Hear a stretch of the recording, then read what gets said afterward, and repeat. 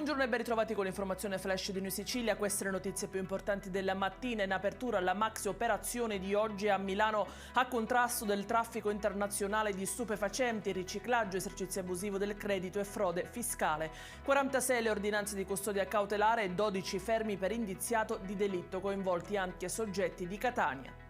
Ci sono anche il cantante neomelodico palermitano Tony Colombo e la moglie Tina Rispoli tra i 27 arrestati di oggi nel blitz contro il clan di Lauro a Napoli. Sequestrati ampi e beni per 8 milioni di euro. Le indagini hanno permesso di ricostruire la riorganizzazione del clan mafioso dopo l'arresto di Marco Di Lauro nel 2019. E ci spostiamo a Enna, dove sono state concluse le indagini per verificare la corretta redazione dei bilanci del comune di Leonforte in dissesto dal 2015 per 6 milioni di euro. Richiesto il rinvio a giudizio per 14 indagati per il reato di falso in atto pubblico aggravato.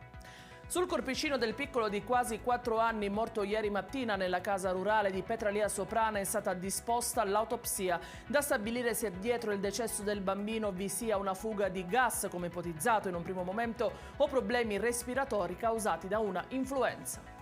Non ce l'ha fatta infine Francesco Ingianni, il 78enne soccorso in mare ieri a Petrosino. L'uomo è morto in ospedale dopo essere stato visto galleggiare. Un malore lo avrebbe colpito durante una battuta di pesca. Indagini sulle cause del decesso sono in corso da parte delle forze dell'ordine. Ed è tutto per questa edizione. I dettagli su queste notizie li trovate sul nostro sito www.newsicilia.it e sui nostri canali social. Arrivederci e a più tardi.